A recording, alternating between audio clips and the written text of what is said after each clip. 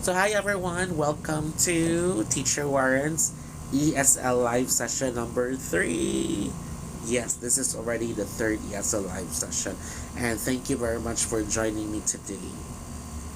For those who wouldn't be able to catch up, you can definitely watch a replay of this video on TikTok. Please subscribe, please follow me on TikTok in Warren Canonigo, and also subscribe to my YouTube channel, Warren Canonigo. Thank you very much. So for this live ESL live session, we will talk about three English expressions. First is spirit animal. The second is one of these days, and the third is TS with or without period. So let's talk about the first one. Spirit animal. Spirit animal. So ano nga ba yung spirit animal? What is a spirit animal? What do you think would be your answer if someone would ask you what your spirit animal is? Okay, so a spirit animal is an animal, pwede siyang hayop, pwede din siyang tao that you can actually relate with. Nakaka-relate ka because you feel or you believe that that particular kind of animal or person have the same characteristics, inner qualities that you have, or value the same virtues that you have.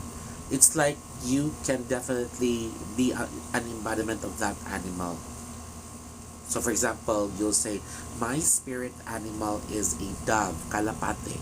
My spirit animal is a dove because I I I really believe that the connotation or that dove symbolizes purity. So and when I hear the word purity, the first thing that comes to mind is being conservative and being pure in your thoughts and your actions. And ganyan ako. So you may say, for example, I embody the characteristics of a dove because I am a very conservative person and a very tactful person. I really don't want to offend or insult others. And I think a million times before I say something or before I do something, because I'm very particular with how a person feels, and I'm really a very conservative person, and I associate those qualities with a dove. So definitely my spirit animal is a dove. Spirit animal can also be a person that you admire, or person that you think have the same preferences or interests or qualities that you have. So for example, my spirit animal is Sharon Kineta, the megastar Sharon Kineta, because like me, she knows how to dance, she knows how to act, and she knows how to really persuade and influence people. In fact, she is dubbed as the commercial queen with her very successful product endorsements. So yeah, okay, so that's a spirit animal. There was one time when I was watching a YouTube video about the question and answer portion of the recently concluded Miss Manila. The hosts were Arbani Gabriel, Miss Universe title holders, Arbani Gabriel and Katrina Gray. And then the question for a particular candidate was, what is your spirit animal? And she hesitated to finish her answer because, well, it was good because she was honest that she actually doesn't have, or didn't have an idea on what spirit animal is. So Katrina Gray had to explain it. So see, so it could have been better. The performance could have been made better by her knowledge of what a spirit animal is. So that's a spirit animal. So how about you? What do you think is your spirit animal? Okay, let's proceed to the second one. So the second is one of these days. One of these days. This is an idiomatic expression. So this phrase is an idiomatic expression which means sometime in the future. Parang, okay, sometime in the future. So maybe next week, maybe next year, or the coming days. Who knows? But it's like telling a plan that in the future you will do this. So for example, one of these days we will go to the newly opened restaurant owned by my friend.